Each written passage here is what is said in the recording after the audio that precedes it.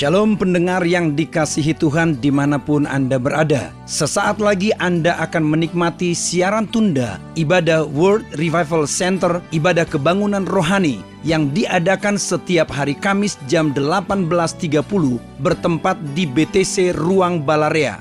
Dalam ibadah ini kesembuhan selalu terjadi, dalam ibadah ini pengurapan selalu dicurahkan. Api Roh Kudus dicurahkan sehingga banyak orang mengalami pemulihan, mengalami kelepasan dan mengalami kesembuhan serta menerima berkat Allah yang luar biasa. Kami mengundang Anda untuk hadir dalam ibadah World Revival Center setiap hari Kamis pukul 18.30 bertempat di BTC Fashion Mall, lantai P1 Ruang Balarea. Selamat menikmati siaran tunda ini. Tuhan Yesus memberkati.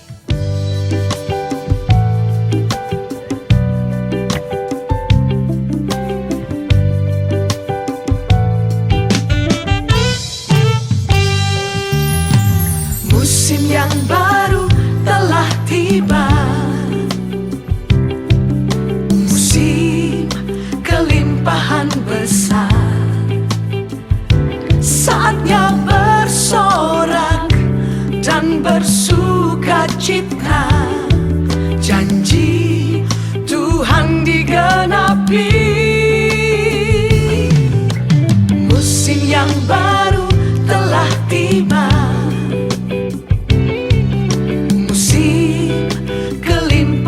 besar. Saatnya bersorak dan bersuka cita, janji Tuhan digenapi. Engkau membuat sesuatu yang baru, jalan di padang gurun, sungai di belantara. Kau mencurahkan Roh-Mu kepadaku. Aku bertumbuh, aku berbuah dan berkembang. Lihat, Dia menjadikan sesuatu yang baru bagi kita. Yang lama sudah berlalu, sesungguhnya yang baru sudah datang. Kami katakan selamat datang di Year of Nourishing. Tahun kami bertumbuh, berbuah dan berkembang di seluruh aspek kehidupan. Terpujilah Tuhan.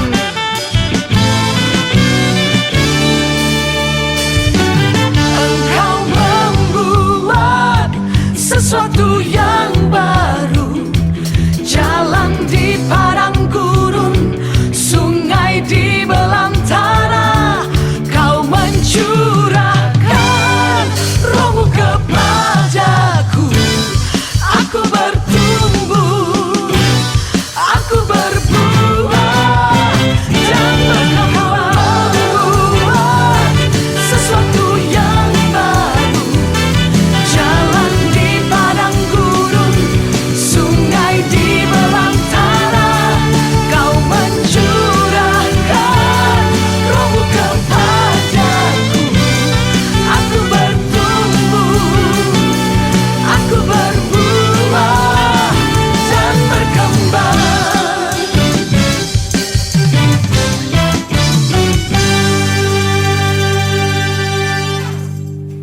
Haleluya, haleluya, haleluya. Shalom semuanya. Jemaat Bethany Fresh Anointing dimanapun Anda berada. Bagaimana kabar Bapak Ibu Saudara malam hari ini? Yes, semua yang dahsyat dari Allah terus terjadi di dalam kita yang percaya. Katakan amin. Puji Tuhan. Berikan senyum depan belakang kiri kanan Bapak Ibu Saudara. Mari berdiri di tempat dimanapun Bapak Ibu Saudara berada. Yuk, siapkan hatimu. Kita memuji menyembah Tuhan. Angkat pujian di dalam ibadah mesbah keluarga kita yang dahsyat luar biasa pada malam ini. Bersama-sama kita berdoa. Terima kasih buat anugerah-Mu, kebaikan-Mu yang terus menyertai kami, yang terus mengikuti kami. Kami siap memuji menyembah Tuhan dengan sukacita antusias. Kami tabiskan ibadah mesbah keluarga kami yang luar biasa sepanjang malam hari ini. Dan semua umat Tuhan dimanapun Anda berada, bersama kita berkata amin. Kita berikan tepuk tangan Tuhan Yesus. Mari kita berikan tepuk tangan sorak-sorai bagi Allah kita. Kebaikannya tak pernah berakhir bagi kita. Mari bersyukur. Sama-sama katakan, ingat datangnya. Amin.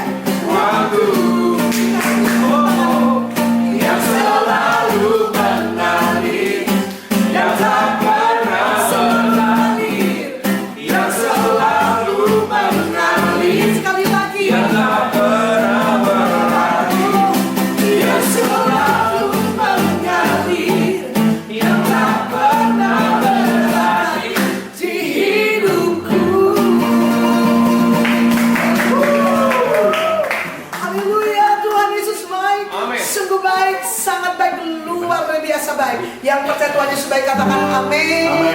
Lihat kiri kanan, katakan Tuhan itu baik. Haleluya. Silakan duduk Bapak Ibu Saudara. Haleluya. Satukan hati, boleh menyembah Tuhan malam ini. Tinggi dalam luas lebar kasih Tuhan, tak dibatasi oleh segala situasi dan kondisi apapun. Kasih-Nya yang tak bersyarat telah sempurna bagi kita di atas kayu salib Golgota. Bagian kita hanya menerima, hanya percaya dan izinkan malam ini kasih yang sempurna itu memenuhi hidupmu, menyembuhkan engkau, memulihkan engkau, menghiburkan. Haleluya, haleluya, haleluya. Supaya terpujilah kasih karunia-Nya yang mulia, yang dikaruniakannya kepada kita di dalam Dia yang dikasihinya. You are love, I am love. Kita dikasihi, kita dicintai. Terima kasih Tuhan, Engkau Allah yang baik, sungguh baik, amat baik bagi kami. Terima kasih, sampaikan firman-Mu. Kami siap diberkati dalam satu nama Tuhan Yesus Kristus. Urapi hamba-Mu, urapi kami semua yang percaya diberkati. Lambaikan tangannya, angkat tangan, dan sama-sama kita berkata amin. Sekali lagi katakan amin. Sukses people. Amin. Bapak Ibu yang dikasihi Tuhan, dalam Yohanes pasal yang ketiga ayat yang ke-16, ini malam yang ke-40 kita beribadah Mezbah Keluarga. Bapak Ibu dimanapun saudara berada yang mengikuti ibadah ini lewat Instagram, lewat YouTube ataupun Facebook, mari sama-sama kita perhatikan dengan baik-baik. Dalam 30-40 menit ke depan, saya percaya firman ini akan mengubah cara pandang Anda tentang Tuhan. Saudaraku, firman ini akan mengubah saudara untuk Anda semakin mengasihi Tuhan, Anda semakin mencintai Tuhan.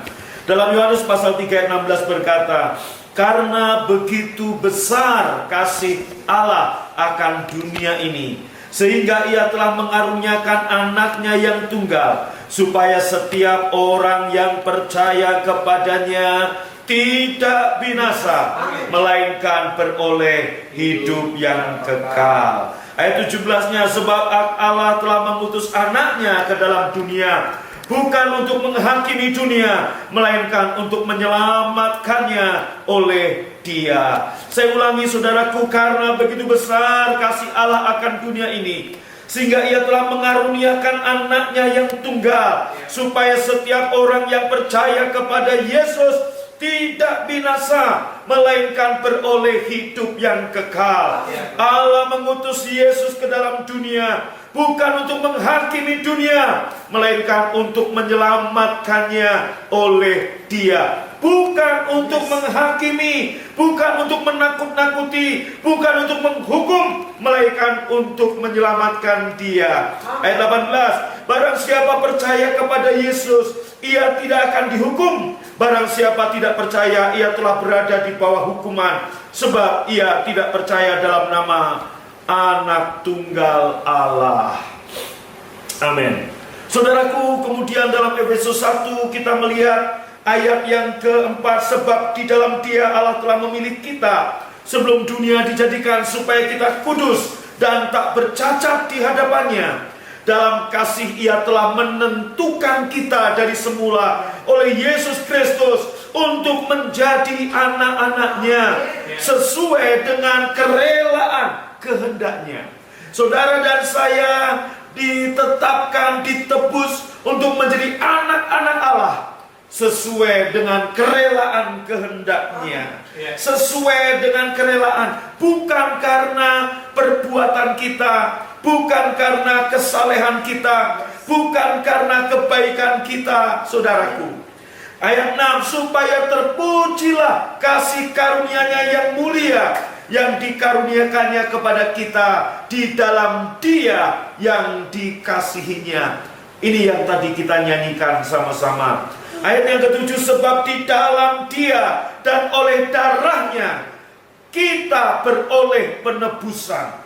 Sebab di dalam Dia dan oleh darahnya, oleh darah Yesus, saudara dan saya beroleh penebusan, yaitu pengampunan dosa menurut kekayaan kasih karunia-Nya. Sekali lagi dikatakan menurut kekayaan kasih karunia-Nya. Menurut kekayaan kasih karunia-Nya, Anda dan saya ditetapkan menjadi anak-anak sesuai dengan kerelaan kehendak-Nya. Dan seterusnya ayat 6. Supaya terpujilah, perhatikan ayat 6. Supaya terpujilah kasih karunia-Nya yang mulia. Yang mulia. Supaya terpujilah kasih karunia-Nya yang mulia, yang dikaruniakannya kepada kita di dalam Dia yang dikasihinya. You are loved, you are loved, I am loved.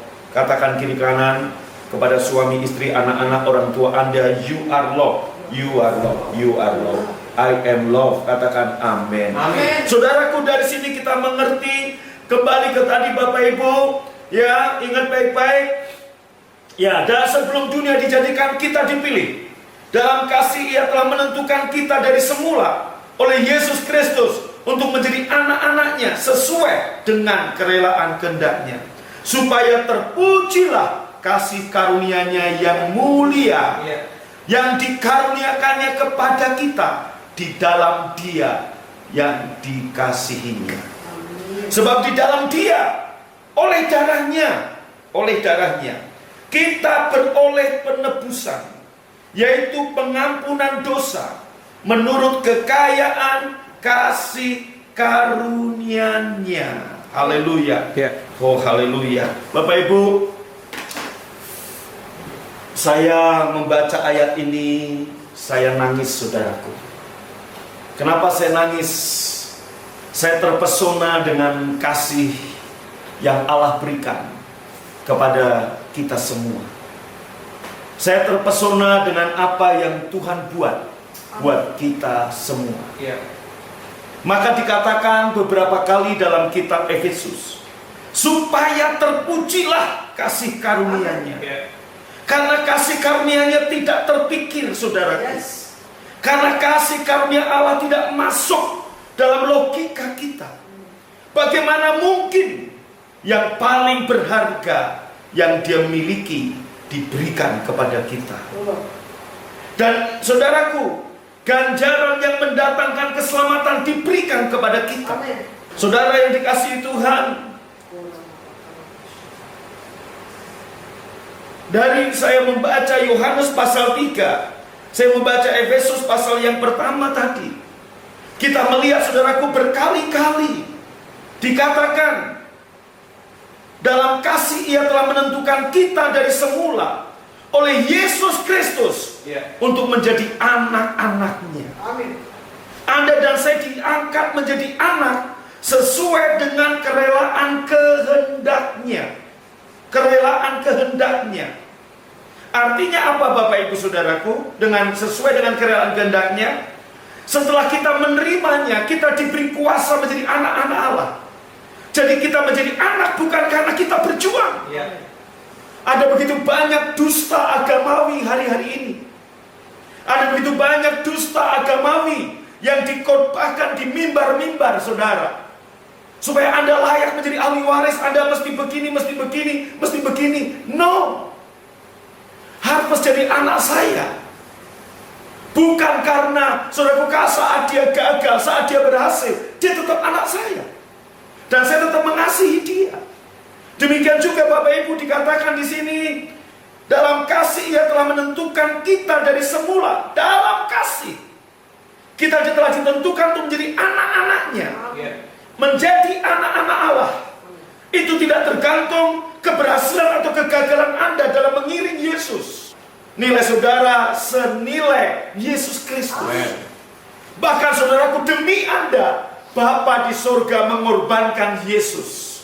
Jadi saudaraku, kalau kita membaca perjanjian baru dari Matius sampai Wahyu dan sampai hari ini, apa sebenarnya saudaraku pemberitaan seluruh kitab ini? Cuma satu, kebaikan Tuhan, kasih Tuhan, kebaikan Tuhan, kasih Tuhan. Haleluya. Bapak Ibu yang dikasih Tuhan, dan perjanjian baru dimulai dari mana? Dari kematian Yesus di kayu salib. Lukas 22 kita melihat, inilah perjanjian baru dimulai. Perjanjian baru dimulai bukan dari Matius pasal yang pertama, tapi perjanjian baru dimulai dimeteraikan sah setelah salib Kristus.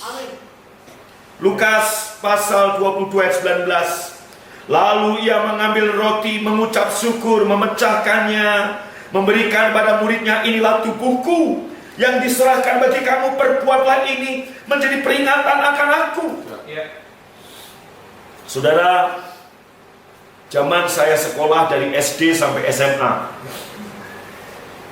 setiap Senin, zaman sekarang saya nggak tahu, karena saya udah nggak sekolah. Saudaraku, setiap Senin kita upacara bendera. Kita memperingati, kemudian kita mengerek bendera, kita nyanyi lagu Indonesia Raya. Untuk apa sebenarnya itu? Untuk mengingat kemerdekaan yang sudah direbut oleh founders bangsa ini, oleh para pejuang-pejuang dari zaman tahun 1500 maybe sampai kemudian saudaraku 1945 17 Agustus Indonesia merdeka untuk pertama kalinya, merah putih. Saudaraku, sang saka dinaikkan dan proklamator mendeklarasikan proklamasinya. Dan setiap Senin kita upacara bendera di sekolah. Karena saya dari SD sampai SMA sekolahnya negeri, saudaraku. Jadi tiap Senin kita upacara bendera. Kita nyanyi lagu Indonesia Raya. Bahkan kadang-kadang di luar hari Senin, hari pahlawan, hari apa, kita upacara, kita nyanyi lagi Indonesia Raya. Untuk apa? Untuk mengingat kemerdekaan bangsa ini. Sama, jadi waktu kita perjamuan kudus, saudaraku, bukan berarti kita lupa. Ini untuk mengingat kasihnya, mengingat kebaikannya. Saudaraku, di dalam kasih tidak ada ketakutan. Di dalam kasih tidak ada penghukuman. Kasih menutupi dosa. Maka setiap kali saya membaca Alkitab Perjanjian Baru, membaca firman dari Kejadian sampai Wahyu, saya menemukan Tuhan yang baik. God is good, Allah yang baik. Bukan Allah yang menghukum, bukan Allah yang datang dengan penghakiman. Maka saya katakan, saudaraku, mungkin hari-hari ini Anda mendengar di media sosial. Nanti saya akan jelaskan dalam hari-hari ke depan. Kita masih punya banyak waktu. Mungkin 1,5 bulan lagi kita mesbah keluarga, saudara. Ya, saya mau jelaskan ini yang lagi banyak rame. Ada ayat dalam Injil Matius yang Tuhan berkata kepada orang yang mengaku sudah membuat mujizat, bernubuat, dan Yesus berkata, "Enyalah engkau dari hadapanku." Saya mau jelaskan buat saudara, itu ayat buat siapa? Nanti saya jelaskan. Saudara, nanti hari-hari ke depan. Sebab Alkitab ini, saudaraku, penulis-penulis Alkitab yang diilhami oleh Roh Kudus itu menulis firman Tuhan. Kalau saya perhatikan, saya belajar, saya membaca Alkitab, saudaraku, saya melihat Roh Kudus ini, tulisan-tulisan ini berbicara untuk dua golongan. Jadi bukan untuk orang Kristen yang percaya Yesus saja, tapi untuk dua golongan. Bahkan orang Kristen pun ada yang KTP Kristen tapi tidak percaya. Jadi saudara, Alkitab ini ditulis oleh penulis-penulis yang diilhami oleh Roh Kudus, Paulus, Petrus, Yohanes, untuk dua golongan. Golongan pertama adalah golongan untuk orang yang belum percaya Yesus. Golongan yang kedua adalah Alkitab ini ditulis untuk saudara dan saya yang sudah percaya Yesus. Jadi pada waktu saudara membaca Alkitab ini, saudaraku jangan mencampur aduk. Ada ayat-ayat tertentu ini bukan untuk saudara, untuk orang yang belum percaya. Jadi kalau kita membacanya, oh ini untuk orang yang belum percaya, oh ini untuk saya yang sudah percaya. Jadi kita bisa membandingkan orang yang belum percaya dan orang yang sudah percaya. Nah itu maksudnya. Oke, kembali tentang kasih Yesus, bahwa perjanjian baru dimulai setelah salib. Perjanjian baru bukan dimulai saat Matius pasal pertama, Matius menulis silsilah Yesus, bukan. Itu masa transisi, saudaraku. Perjanjian baru dimulai setelah salib. Kenapa? Sebab si pembuat perjanjian harus mati dulu. Wasiat akan berlaku kalau si pembuat wasiat mati. Begitu Yesus mati di kayu salib, berlakulah perjanjian baru yang ini Anda dan saya nikmati hari ini. Dan perjanjian baru, saudaraku, berbicara tentang apa? Kasih Kristus. Yesus datang dalam Yohanes 3 ayat 17 bukan untuk menghakimi, bukan untuk menghukum, tapi untuk menyelamatkan kita orang berdosa. Katakan amin. Amin. Jadi Bapak Ibu Saudaraku, saya mau bacakan. Sebelum kematian Yesus, perjanjian lamalah yang berlaku. Tetapi setelah kematian Yesus, yang berlaku adalah perjanjian baru. Ayat yang ke-20 Lukas 22. Demikian juga dibuatnya dengan cawan sesudah makan. Ia berkata, cawan ini adalah perjanjian baru oleh darahku yang ditumpahkan bagi kamu.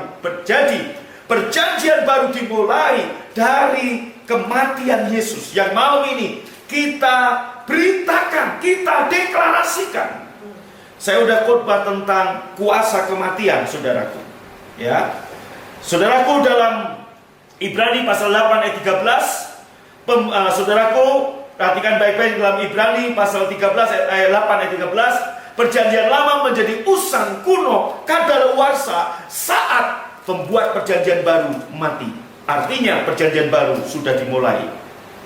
Saudaraku, ada perbedaan, dan ini yang masih banyak orang, banyak mimbar dikhotbahkan dengan, saudaraku, pengajaran-pengajaran bukan tentang kasih Kristus, bukan tentang kebaikan Tuhan. Dalam perjanjian lama, saudaraku, Anda akan diberkati jika Anda baik, jika Anda oke, jika Anda baik, Anda akan diberkati. Tapi di dalam perjanjian baru, Anda akan diberkati karena Yesus baik bagi Anda. Kita selamat karena Yesus baik. Dan Anda, saya sudah khotbahkan tentang apa itu kasih karunia. Kasih karunia adalah saya diselamatkan, saya diberkati, saya sehat, saya apalagi makmur, saya menang, saya sukses karena Yesus, karena kematian Yesus. Jadi ini poinnya. Saudara, saya tadi sebelum ibadah saya berbincang dengan satu jemaat yang berkata demikian, Pak, ini kalau bukan karena Tuhan kita nggak mampu. Kalau bukan karena Tuhan, saudaraku, karena apa? Hari ini, saudaraku, aduh, saya juga, saudaraku, agak sedih mendengar beliau berkata kepada saya, beliau punya teman meninggal, punya sepupu punya anak meninggal dan sebagainya. Kalau bukan karena kasih karunia, kita nggak ada, Pak. Betul. Saudara, sementara saya nyiapkan khotbah, saya chatting WA dengan beliau dan saya nangis di sini. Bukan nangis karena apa-apa, tapi nangis merenungkan Dia mengasihi saudara dan saya. Dia begitu kasih, saudaraku. Maka saya katakan, saudaraku, dalam perjanjian baru ini saya diberkati, saudara diberkati, saya diselamatkan, saudara diselamatkan, saya dibuat berhasil. Bukan karena saya baik, bukan karena saudara baik, tapi karena Yesus baik. Mari terpesona, terpukau, terkagum dengan kebaikan Tuhan. Waktu kau bisa mengagumi kebaikan Tuhan, waktu kau bisa mengagumi, terpukau dengan apa yang sudah Dia lakukan, saudaraku, maka semua yang baik dalam hati saudara akan muncul. Perbuatan baik untuk menolong sesama, saudaraku, perbuatan baik untuk menanggalkan kehidupan yang lama, perbuatan baik untuk berpikir kudus, itu akan muncul setelah kita tahu kita dikasihi. Sebelum kematian Kristus, saudara dan saya diberkati kalau kita taat, dan kita dikutuk jika kita tidak taat. Ada dalam kitab Ulangan. Tapi lewat kematian Yesus kita mengerti, saudara dan saya, dengarkan baik-baik, saudara dan saya diberkati karena kita telah diampuni. Dan kita telah ditebus dari kutuk hukum Taurat. Galatia 3 ayat yang ke-13 dan 14. Jadi ini, saudaraku, kita mengerti sekarang Yesus center. Jesus is the center of it all. Yesus menjadi pusat. Ingat khotbah saya tentang transfigurasi di Gunung Tabor? Ada Musa, ada Elia, tapi kemudian tiba-tiba, saudaraku, waktu mereka melihat, nggak ada lagi Musa, nggak ada lagi Elia, yang ada siapa? Yesus only. Hanya Yesus. Dialah di gereja BFA yang Tuhan percayakan saya gembalakan, di mana saudara berjemaat. Saudara, kekaguman kita, keterpesonaan kita bukan karena karisma seseorang, yaitu saya. Jangan karena karisma seseorang, bukan karena, saudaraku, kekaguman kita bukan karena mungkin tim PW-nya, kekaguman kita bukan karena apa, tapi satu yang saya minta, Jesus only. Hanya Yesus. Only Jesus, hanya Yesus. Nggak ada Elia, nggak ada Musa. Dan biarlah jiwa-jiwa ini dibawa kekagumannya kepada Yesus. Saudara dan saya diberkati, bukan karena saudara dan saya baik, bukan karena saudara dan saya taat, tapi karena Yesus sudah mengampuni kita, dan Yesus sudah menebus kita dari kutuk hukum Taurat. Loh Pak, kalau gitu kita nggak usah taat dong sama Tuhan, kalau gitu kita nggak usah baik. Saudaraku, sebagai orang yang tahu, yang sudah diampuni, sebagai orang yang sebenarnya nggak layak menerima anugerah, Anda begitu diberkati, Anda begitu dikasih anugerah, tentunya Anda akan keluar dari dalam hati Anda sikap perbuatan baik, tanda terima kasih kita kepada Tuhan. Saya pernah nyomot anjing, saudaraku, di selokan. Ya, mungut anjing di selokan. Anjing itu kalau nggak saya ambil mungkin mati, saudaraku. Saya pungut dan saya rawat, akhirnya anjing itu hidup. Dan apa yang dia lakukan? Saudaraku, dia tahu dia dikasih sama tuannya. Maka yang dia lakukan, dia begitu membalas, saudaraku, kepada saya. Saya pergi, dia melepas ikut sampai 2 kilo, 7 kilo, 5 kilo, saudaraku. Saya kos di daerah Lui Gajah sampai ke rumah sakit Dustira, itu anjing saya bernama Batman.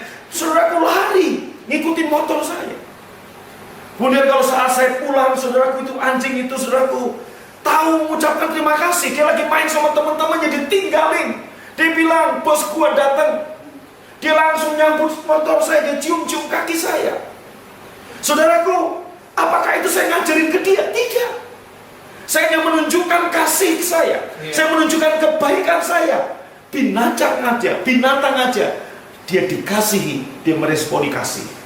Lebih-lebih saudara dan saya. Amin. Yesus sudah mati buat kita, katakan amin. Amin. Haleluya. Haleluya. Sebelum kematian Yesus di kayu salib, saudaraku, sebelum kematian Yesus di kayu salib, Tuhan itu jauh dan tak terhampiri. Maka ada pujian, saudaraku, ada lagu, jika kau tak besertaku, ku tak mau berjalan. Benar, kadang Tuhan menyertai, kadang tidak. Tetapi lewat Yesus mati di kayu salib, kita yang dulu jauh telah dibawa menjadi dekat. Amin. Karena Tuhan untuk menerima anugerah kasih rahmatnya. Haleluya. Sebelum kematian Yesus di kayu salib, saudara, orang-orang dalam perjanjian lama bertanggung jawab atas dosa. Dan bahkan, saudaraku, persembahan yang mereka berikan, yaitu anak domba, anak kambing, tekukur, burung merpati, tidak mampu membersihkan mereka dari hati nurani yang jahat, yaitu rasa yang bersalah. Tapi lewat kematian Yesus di kayu salib, hati nurani kita dibersihkan. Firman Allah berkata, Dia mengampuni dosa kita dan tidak mengingat-ingat dosa kita lagi. Sebelum salib, sebelum kematian Yesus di kayu salib, Alkitab berkata, jangan. Tapi lewat kematian Yesus di kayu salib, saudaraku, perintahnya adalah, saudaraku, aku akan menjadi Tuhanmu, aku akan berjalan di depanmu, aku akan menaruh firmanku dalam loh hatimu. Nah, Bapak Ibu yang dikasih Tuhan, perhatikan apa yang saya sampaikan hari ini.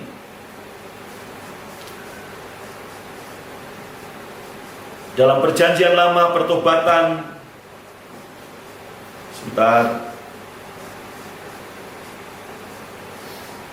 berfokus kepada pertobatan, berfokus pada saudara dan keburukan kita. Kita dituntut untuk melakukan perubahan, jika tidak kita menerima akibatnya. Tetapi saudaraku, dalam perjanjian baru, dalam perjanjian salib, ketika kita memandang kepada Kristus dan segala pengorbanannya, kita akan bertobat secara alami. Bukan karena kita takut hukuman, bukan karena terpaksa, tapi karena kita sadar, seperti anjing saya tadi, kita dicintai, kita dihargai, kita dikasih kebaikan. Apa yang Yesus lakukan pada waktu dia melihat Zakeus? Zakeus, kamu ini orang berdosa, ngambilin uang orang, bla bla bla bla bla bla. Enggak. Yang Yesus lakukan, Zakeus, aku akan menumpang ke rumahmu. Yesus bersekutu dengan Zakeus. Kelembutan hati Yesus, kebaikan hati Yesus, kemurahan yang Yesus berikan membuat Zakeus bertobat. Perubahan hidup terjadi. Anda tahu Maria Magdalena, saudaraku, perempuan yang terkenal paling berdosa di kota itu. Saat Yesus datang dan di rumah Simon, perempuan ini mendatangi Yesus, berdiri saudaraku dari jauh dan kemudian menghampiri kaki Yesus, membasahi dengan air matanya, mengusap dengan rambutnya. Sampai Simon berkata, jika Yesus ini nabi, dia tentu tahu siapa perempuan ini. Yesus tahu perempuan ini perempuan berdosa. Yesus tahu dia pelacur. Tapi apa yang Yesus lakukan? Yesus tidak menghukum, tapi Yesus berkata, justru kasih yang dilepaskan, kebaikan yang dilepaskan, dan ini membuat perubahan yang dahsyat terjadi dalam Maria Magdalena. Anda tahu Petrus, mungkin Anda berkata, Pak, itu kan orang-orang belum bertobat. Petrus, oke, Petrus, saudaraku, 3 kali dia mengkhianati Yesus, 3 kali dia menyangkal Yesus. Dalam Injil Yohanes pasal yang terakhir, saudaraku, Petrus sedang melarikan diri dari Yerusalem ke Galilea. Petrus sedang mencari ikan, back to basic, kembali ke dasar, kembali menjadi nelayan. Dan dia baru menyangkal Yesus 3 kali, saudaraku. Apa kemudian waktu Yesus datang di tepi pantai? Yesus berkata kepada Petrus, apakah Yesus mengingatkan, Petrus ini, sebentar. Kamu ya, aku lagi dianiaya, aku lagi dihakimi, aku lagi kamu nyangkal aku 3 kali hanya karena pertanyaan perempuan, hamba seorang hamba perempuan. Pertanyaan ini bukan prajurit yang membawa pedang. Kamu begitu takut. Kenapa kamu nyangkal aku? Yesus sama sekali, perhatikan, tidak mengingat kesalahan Petrus. Apa yang Yesus katakan kepada Petrus? Petrus, apakah kamu mengasihi aku? Ya Tuhan, aku mengasihi engkau. Perhatikan, ini belum hari ke-50 Bapak Ibu. Maksudnya baru dalam Yesus dalam tubuh kemuliaan. Apa yang Yesus katakan kepada Petrus saat itu? Yesus berkata begini, jika kamu mengasihi aku, gembalakanlah domba-dombaku. Wow! Seorang yang baru gagal 3 kali menyangkal. Dan saudaraku, kegagalan Petrus ini kegagalan yang sama persis, sama nilainya dengan kegagalan Yudas. Kalau Yudas sabar sedikit, ada yang tanya, apakah Tuhan mengampuni? Tuhan mengampuni. Yudas menyesal tapi dia bunuh diri. Petrus menyesal tapi bertobat.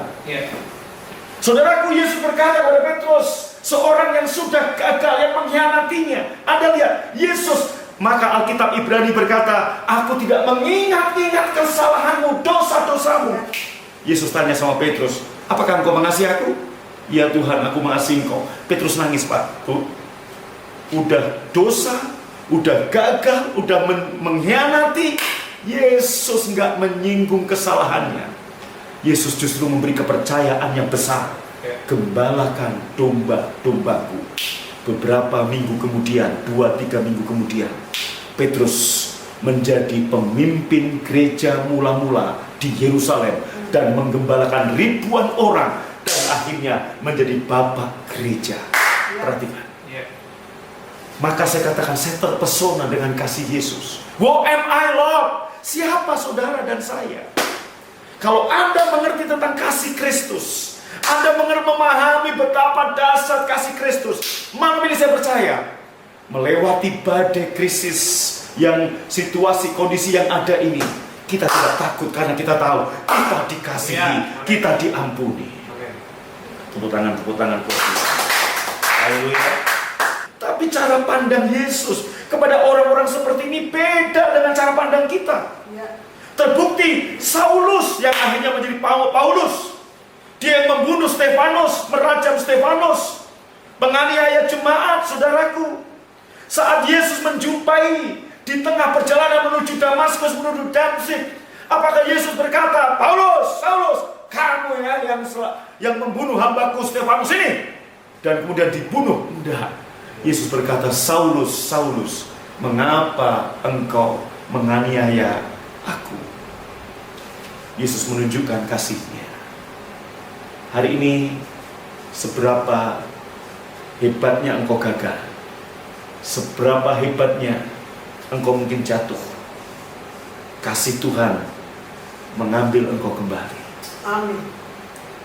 Sebab pesan dari Matius sampai Wahyu, bahkan dari Kejadian sampai Wahyu cuma satu, Allah adalah kasih. Dan di dalam kasih tidak ada ketakutan. Kasih yang sempurna melenyapkan ketakutan.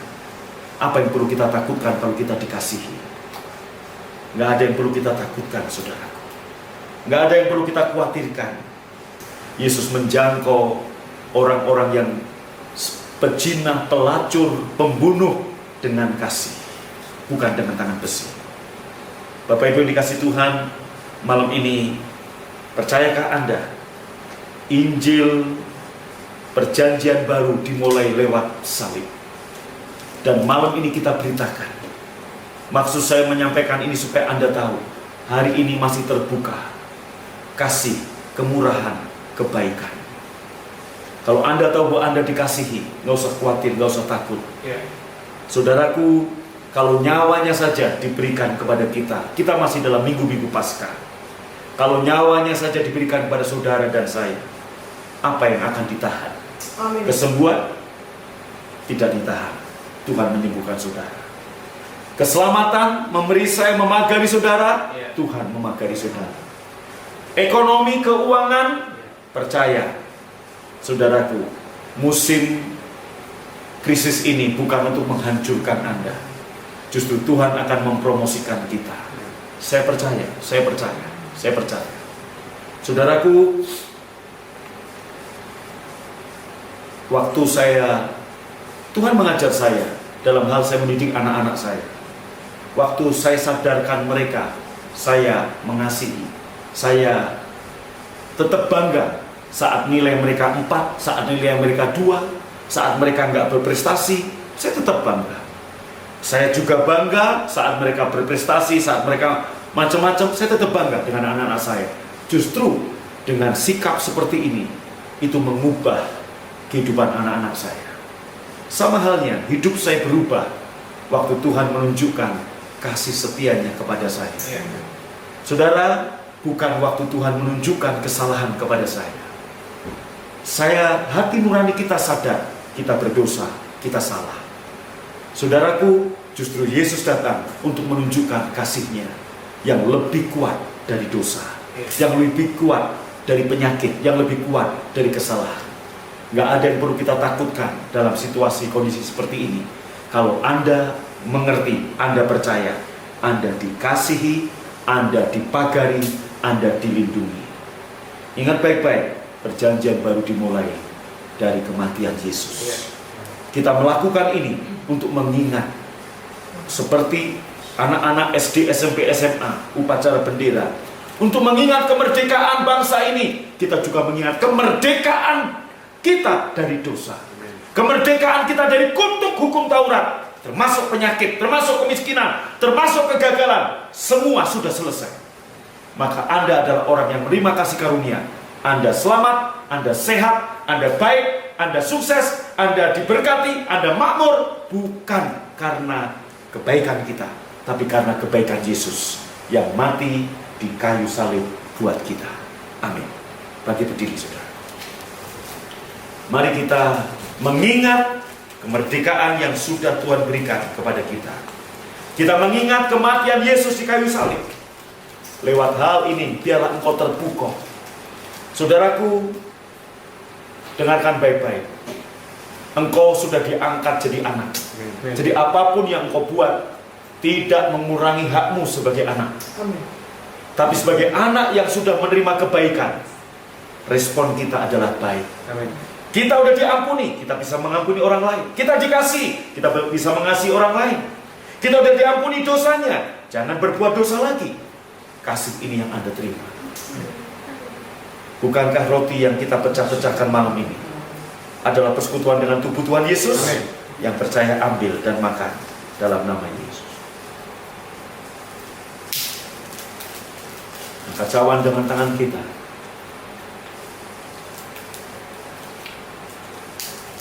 Perjanjian baru dimulai saat darah Yesus ini tercurah. Yang ada di tangan saudara ini cawan perjanjian baru. Ini darah Yesus, bukan simbol. Dan yang sudah kita makan tadi tubuh Yesus, bukan simbol. Yohanes 1 ayat 12. Engkau yang menerima Yesus diberi kuasa menjadi anak-anak Allah. Engkau sudah menjadi anak, engkau ahli waris. Bukan karena perjuangan kebaikan kita. Kapan? Sejak kita terima Yesus, kita sudah dilayakkan jadi ahli waris. Amin. Engkau yang percaya ini darah Yesus, minum dalam nama Yesus. Dan saya percaya, angkat kedua tangan yang sudah makan tubuh dan minum darah Yesus. Engkau disembuhkan yang sakit. Dan ini bukti kasih Yesus kepadamu. Engkau dilindungi, engkau dijagai.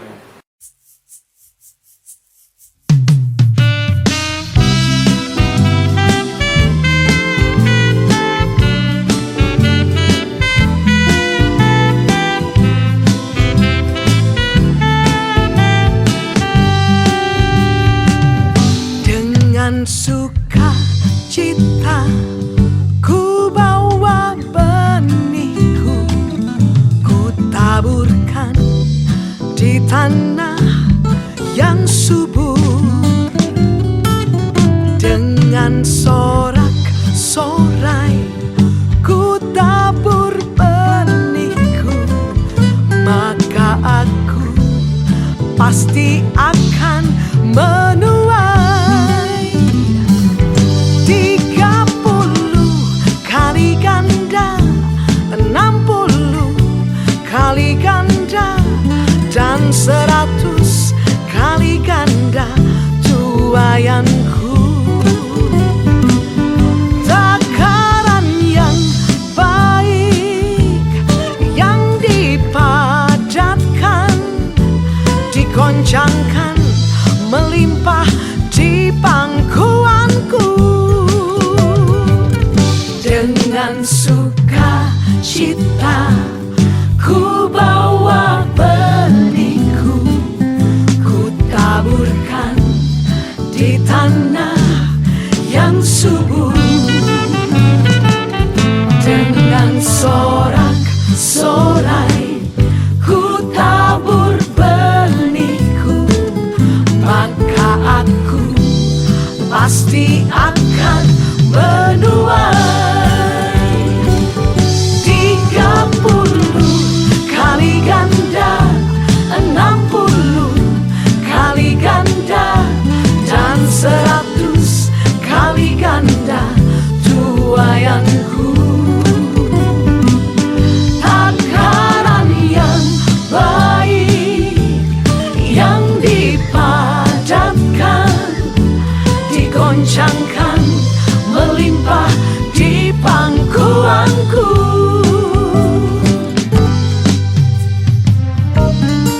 Setiap yang menabur dengan air mata pasti akan pulang dengan sorak-sorai. Terlebih kita yang menabur dengan sorak-sorai, dengan sukacita, kita pasti pulang dengan sukacita yang sangat besar. Sebab apa yang kita tabur pasti kita akan tuai 30, 60, 100, bahkan 1000 kali ganda. Maka dengan sukacita kami bawa benih kami Tuhan, dan kami taburkan di ladang-Mu. 30 kali ganda, 60 kali ganda, dan 100 kali ganda tuaianku. Takaran yang baik yang dipadatkan, digoncangkan melimpah di pangkuanku. 30 kali ganda,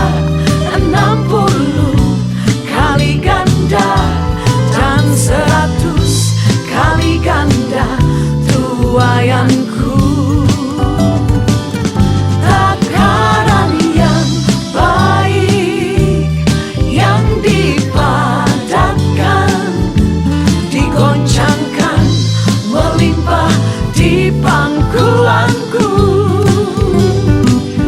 Takaran yang baik yang dipadatkan, digoncangkan, melimpah di pangkuanku.